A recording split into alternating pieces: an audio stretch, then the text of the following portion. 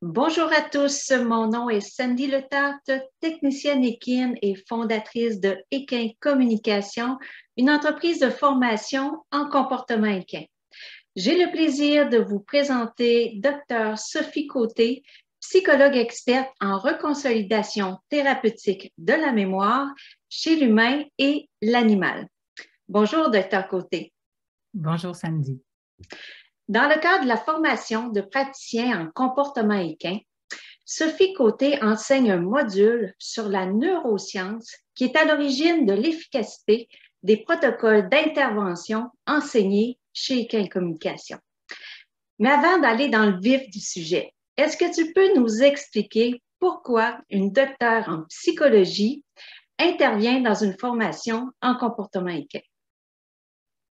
Ben, on a une réponse courte, une réponse longue, puis on va couvrir les deux dans cette petite entrevue-là. Mais en bref, pour commencer, c'est parce que, tout comme toi, je m'intéresse à l'impact des interventions qu'on fait sur le cerveau lui-même et sur le système nerveux. En d'autres termes, sur la neuroscience derrière l'efficacité de nos interventions. Alors, c'est dans ce contexte-là où est-ce que mon expertise peut facilement s'exporter à d'autres espèces parce que ça va s'appliquer à tout être vivant qui est doté d'un système nerveux. Parfait. Et maintenant, est-ce que tu peux nous expliquer en quoi consiste la neuropsychothérapie équine et qu'est-ce que ça apporte de plus de ce qu'on a vu jusqu'à maintenant dans le domaine du comportement équin? Eh bien, quand on commence à s'intéresser à l'impact de nos interventions sur le cerveau, moi, c'est ce qui m'est arrivé d'abord avec la psychothérapie chez l'humain, eh bien, on se rend compte qu'on a deux grandes familles d'impact sur le système nerveux, sur le cerveau, sur la mémoire. Dans ce cas-ci, là, c'est au sens large des synonymes. Et ces deux familles d'impact-là qu'on a, c'est qu'on va avoir ce qu'on appelle un changement incrémentiel ou bien un changement transformateur. Ça, j'en parle entre autres dans mes vidéos en psychothérapie sur l'humain. Donc, ceux qui voudront peut-être en savoir un petit peu plus pourront aussi là, aller regarder dans la description un lien vers ces vidéos-là. Mais on va en parler très brièvement. Donc, quand on parle de changement incrémentiel, bien ça, c'est le type de changement, le type d'impact dans le cerveau où on s'en va construire quelque chose de plus. On s'en va faire apparaître quelque chose. Généralement, ce quelque chose-là, c'est un comportement qui serait plus souhaitable, un état psychologique qui serait plus souhaitable, puis qu'on va typiquement renforcer ou bien pratiquer jusqu'à temps qu'il soit bien intégré. Puis, on va espérer que ça prenne le dessus sur les comportements dont on veut se débarrasser ou qui posent problème, ou etc. Donc, on se retrouve dans le cerveau, dans la mémoire, dans le système nerveux avec l'encodage ou les encodages qui s'en va produire les symptômes sur lesquels on travaille et les encodages qui sont l'effet de l'intervention. Et là, on parle de toute la famille des interventions qui vont viser à s'opposer, à suppresser, écraser, à contourner les symptômes. Donc, on a là, autant là, chez l'humain que chez l'animal, on a toute la famille là, du conditionnement, de l'exposition in vivo ou de l'extinction ou de la désensibilisation. C'est la même famille d'intervention. Donc, toutes ces thérapies-là, dans la façon dont elles font vivre certaines expériences et favorisent certains impacts, c'est ça qu'on va aller créer dans le système nerveux et ça a été démontré ça par des études scientifiques chez l'humain et chez l'animal.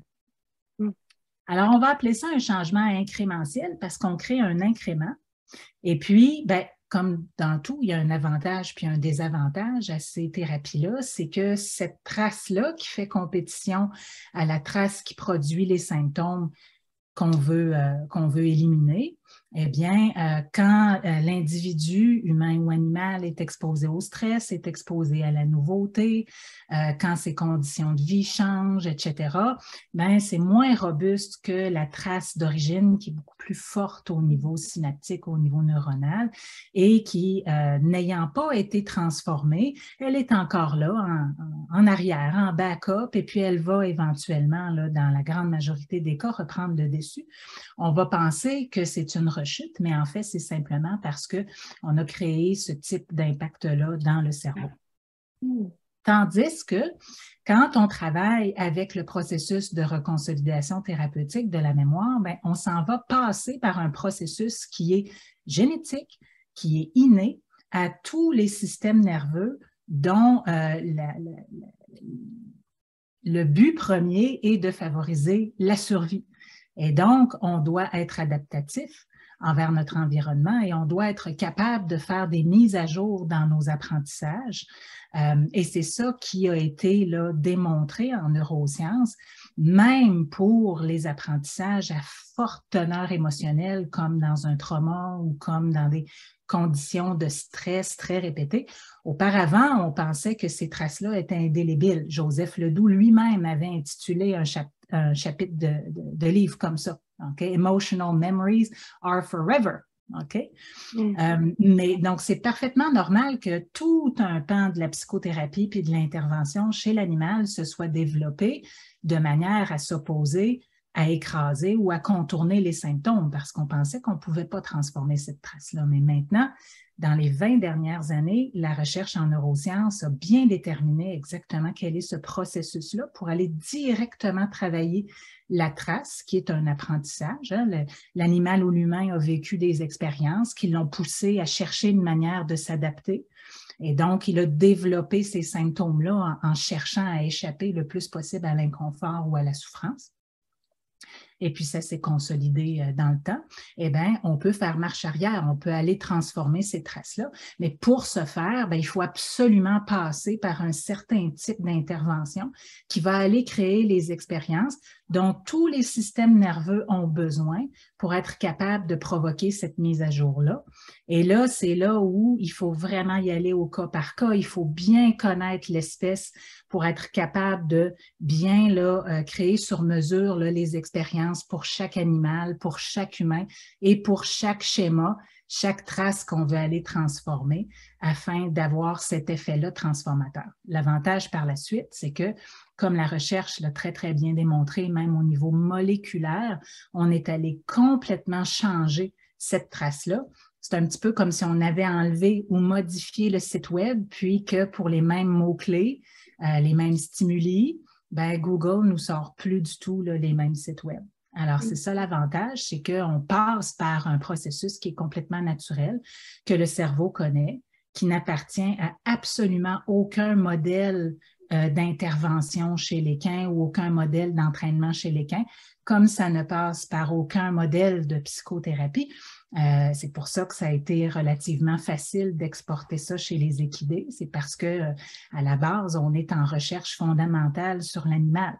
On est sur un processus qui est purement neuroscientifique. Alors, ça s'exporte bien à d'autres contextes et à d'autres espèces.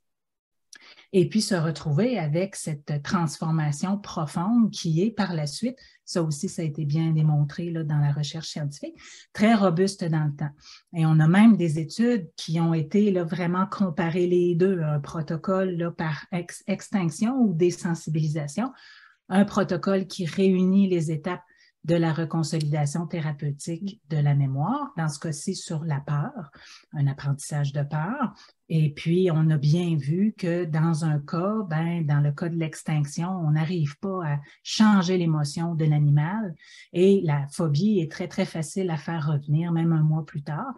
Tandis que quand on fonctionne par la transformation, le processus de reconsolidation thérapeutique de la mémoire, ben, même un mois plus tard, on n'est pas capable de faire revenir cette peur-là. Le changement, il est vraiment très, très solide dans le temps.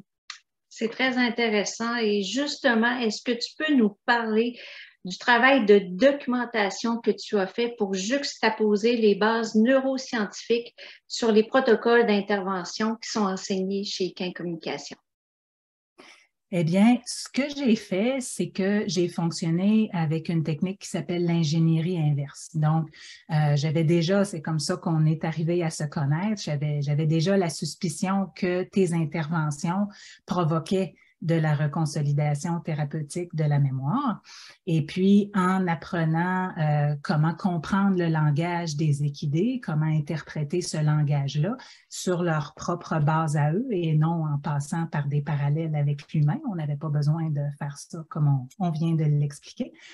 Donc, purement en regardant tes interventions, j'ai pu regarder à quel moment tes interventions avaient créé pour chaque cheval impliqué le type d'expérience qui était requise pour activer la trace correspondant aux symptômes qu'on voulait travailler et transformer, puis ensuite créer un décalage, c'est-à-dire de créer une expérience dans laquelle la réalité ne se comporte pas comme le schéma appris du cheval anticipe qu'elle va se produire. Et ça déstabilise l'encodage, ça déverrouille les synapses et ça rend l'apprentissage vulnérable à être réécrit ou à être transformé. Et pour ça, il faut répéter ces expériences-là de décalage, toujours dans un bon dosage où on ne dépasse pas le niveau de stress. C'est la même chose pour l'humain. On ne veut pas provoquer un état dans lequel il faut survivre à son expérience ou se protéger, là, endurer jusqu'à temps que l'expérience se termine. On veut que l'expérience reste dans la zone de tolérance émotionnelle pour ce système nerveux-là, pour cette journée-là, parce que ça va varier d'une fois à l'autre, exactement comme avec l'humain. Donc, il y a vraiment un art de créer exactement la bonne expérience pour faire ça. Et puis ensuite, de voir comment est-ce que ta méthode, naturellement, allait faire des étapes de vérification exactement dans le même esprit que la méthode scientifique. Donc, où on allait, dans le même contexte, reproduire les stimuli qui autrefois déclenchaient les symptômes. Mais à ce moment-là, clairement, de manière parfaitement naturelle, le cheval ne peut pas simuler, le cheval ne peut pas se leurrer lui-même, comme des fois, nous, les humains, on s'en raconte des belles, mais les chevaux, eux, ils sont très, très transparents. Donc, et là, avec ces mêmes stimuli-là, ces mêmes environnements-là ou ces mêmes pièces d'équipement-là, le symptôme, tout simplement, ne se produit pas, ne se manifeste pas. Et donc, c'est ça qu'on a fait. Donc, pour chaque type de problématique, que ce soit des stéréotypies, que ce soit des problèmes de comportement autres, que ce soit des problèmes avec le renachement, des difficultés d'approche. Donc, on a vraiment couvert ce que la formation couvre. Puis, on a regardé tes vidéos. Et puis, des fois, dans mon cas, pendant plusieurs heures pour aller trouver exactement à quel moment ces étapes-là du processus de reconsolidation thérapeutique avaient été recréées. Dans ton cas, en double aveugle, donc tu ne réalisais pas à ce moment-là ce que tu faisais du point de vue scientifique, même si c'était exactement ce qu'il fallait faire. Et le cheval, évidemment, lui non plus, n'était pas mis au courant de ce qui se passait. Donc, on avait un beau contexte de double aveugle. Mais avec l'ingénierie inverse, en sachant que ces interventions-là avaient fonctionné, puis exactement à quel moment le symptôme était tombé, là, on pouvait à chaque fois repérer ensemble la séquence d'expériences précises qui avait fait que ta méthode avait créé cette transformation-là dans la mémoire du cheval concerné. Et justement, à qui s'adressent les notions que tu enseignes dans le cadre de la formation de praticiens en comportement? Okay. Il y a une chose que j'ai oublié de dire tout à l'heure, puis qui me semble aussi bien importante, c'est qu'on n'a pas juste fait que regarder tes vidéos aussi, c'est qu'on a été expérimenté sur le terrain, entre autres dans le cadre de ma propre formation. Moi, ça fait depuis que je suis toute petite là, que je suis dans le monde des chevaux, c'est de famille chez nous depuis plusieurs générations, on est des gens de chevaux, mais bon, j'ai découvert ta méthode et puis tout le lot important de connaissances que ta formation recèle seulement récemment, à mon grand bonheur. Mais dans le cadre de ma formation, ben, on a pu expérimenter en filmant mes interventions, en échangeant aussi avec d'autres praticiens sur ces étapes-là, en allant vraiment de manière très, très ciblée, très, très épurée, créer les expériences là, pour certaines problématiques et voir qu'on était parfaitement capable là, de reproduire là, cette structure-là et cette efficacité-là sur le terrain. Donc, on a été là, autant avec tes vidéos terrain en ingénierie inverse, autant on a été là, validé là, que ça s'appliquait bien d'un intervenant à l'autre et qu'on pouvait toujours retrouver ces étapes-là dans l'intervention. Donc, c'est ce qui n'est pas surprenant parce que c'est ce que le cerveau connaît, c'est comme ça que le cerveau, le système nerveux est construit, c'est comme ça qu'il fait ses réécritures de schémas, ses mises à jour d'apprentissage. Alors, il n'y a aucune surprise qu'on ait été parfaitement capable là, de faire ça sur le terrain. Alors, on se demandait à qui ça s'adresse. Ben, c'est toute personne qui a une curiosité scientifique, comme nous deux, et qui recherche là, dans ses interventions à produire cet effet-là qui, pour différentes raisons, recherche vraiment à privilégier une transformation plutôt qu'un incrément. Donc, au passage, je veux toujours mentionner que, et ça, je l'ai vécu dans les formations que je donne depuis 2016 là, sur la reconsolidation thérapeutique de la mémoire chez l'humain, il y a tout un pan de la psychothérapie qui est bâti encore sur l'incrémentiel, le changement incrémentiel. Et il y a des études scientifiques qui démontrent que ça fonctionne. Ça fonctionne extrêmement bien pour créer un changement incrémentiel pour aller construire une autre trace dans le système nerveux. Et ça, chacun est libre de choisir son type d'intervention.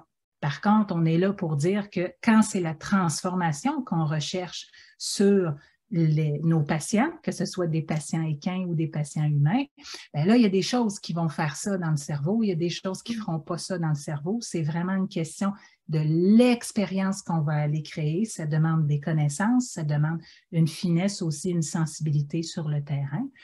Donc, ta formation est là pour fournir les deux, pour permettre d'apprendre les deux.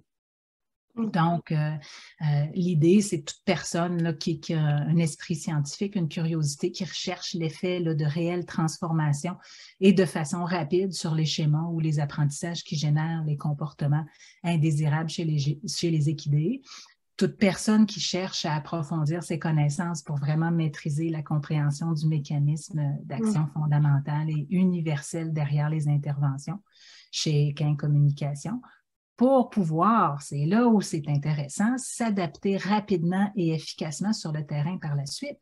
Parce que une fois qu'on maîtrise le processus de reconsolidation thérapeutique, et ça, on le dit abondamment dans le livre qu'on a écrit avec mon collègue Dr. Pierre Cousineau pour ce qui est de l'humain, on va le redire ici aussi chez Equin Communication.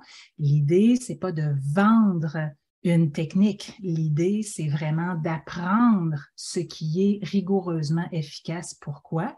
Et ensuite, que la créativité de chaque personne puisse complètement s'adapter à chaque équidé sur lequel on intervient. Okay? Alors, l'idée, c'est après d'avoir cette liberté-là d'utiliser la créativité pour intervenir.